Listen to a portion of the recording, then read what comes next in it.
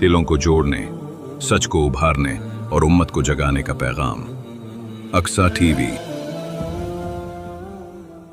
الحمدللہ رب العالمین والصلاة والسلام علی سید الانبیاء والمرسلین، اما بعد۔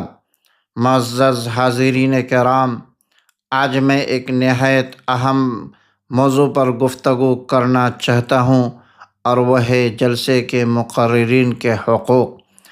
آج ہمارے دینی، اصلاحی اور سماجی جلسے اسی وقت کامیاب ہوتے ہیں جب مقررین اپنی ذمہ داریوں کو بخوبی نبھائیں اور سامعین ان کے حقوق کا خیال رکھیں۔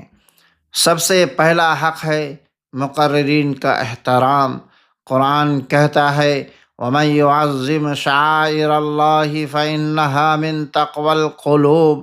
علم دین کی بات کرنے والا اللہ کی نشانیوں میں سے ہے، اس لیے اس کی عزت کرنا دل کی تقوی کی علامت ہے۔ ہمیں چاہیے کہ مقرر کو توجہ سے سنیں، مذاق نہ کریں، موبائل کا غلط استعمال نہ کریں۔ دوسرا حق توجہ اور خاموشی ہے۔ مقرر کی سب سے بڑی خواہش ہوتی ہے کہ لوگ اس کی بات غور سے سنیں۔ حدیث میں ہے کہ جب امام خطبہ دے رہا ہو تو خاموش رہو۔ یہ اصول ہر دینی مجلس پر لاگو ہوتا ہے، مگر افسوس کہ آج ہم باتیں کرتے ہیں، ہنستے ہیں، ادھر ادھر دیکھتے ہیں، جو مقرر کی حوصلہ شکنی ہے۔ تیسرا حق وقت کی پابندی۔ ہر مقرر وقت نکال کر آتا ہے، اس لیے ہمارا فرض ہے کہ جلسے وقت پر شروع کریں، تاخیر سے نہ آئیں، بیچ میں نہ اٹھیں۔ یہ بھی مقرر کا حق ہے کہ وہ خالی کرسیوں سے خطاب نہ کریں۔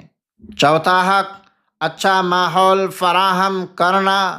جلسے کے ماحول پرسکون ہونا چاہیے۔ چیخو پکار، شور، بچوں کا ہنگامہ، غیر ضروری آمد و رفت، یہ سب مقرر کو پریشان کرتے ہیں۔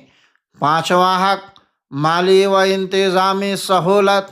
اگر مقرر باہر سے آئے ہوں تو رہائش، کھانا، سفر کا خرچ، عزت کے ساتھ رخصتی، یہ سب ان کے حقوق میں شامل ہے۔ نبی کریم صلی اللہ علیہ وسلم نے فرمایا جو احسان کرے اس کا بدلہ دو۔ چھٹا حق بات کو عمل میں لانا۔ سب سے بڑا حق یہ ہے کہ ہم ان کی بات پر عمل کریں۔ اگر ہم سنتے ہیں مگر عمل نہیں کرتے تو یہ مقرر کے ساتھ ناانصافی ہے۔ اللہ تعالیٰ فرماتا ہے تم وہ کیوں کہتے ہو جو کرتے نہیں۔ ساتواں حق بدگمانی سے بچنا ہے۔ کبھی کبھی مقرر کی بات ہمیں پسند نہیں آتی تو فوراً تنقید، طنز، سوشل میڈیا پر مذاق، یہ سب غلط ہے۔ اگر اختلاف ہو تو ادب کے ساتھ ہو۔ آٹھواں حق دعا کرنا۔ مقررین ہمارے لیے محنت کرتے ہیں، ہمیں چاہیے کہ ان کے لیے دعا کریں۔ اللہ تعالیٰ ان کے علم میں اضافہ فرمائے، اللہ ان کی حفاظت فرمائے، یہ بھی ان کا بڑا حق ہے۔ معزز حاضرین، صرف سامعین ہی نہیں، مقررین پر بھی ذمہ داریاں ہیں۔ اخلاص، سچائی، وقت کی پابندی، سادہ زبان، اختلاف سے پرہیز، جب دونوں طرف حقوق ادا ہوں گے تو یہ جلسے کامیاب ہوں گے۔ آج ہم نے جانا کہ جلسے کے مقررین کے حقوق یہ ہیں: احترام، توجہ، خاموشی، سہولت، عمل۔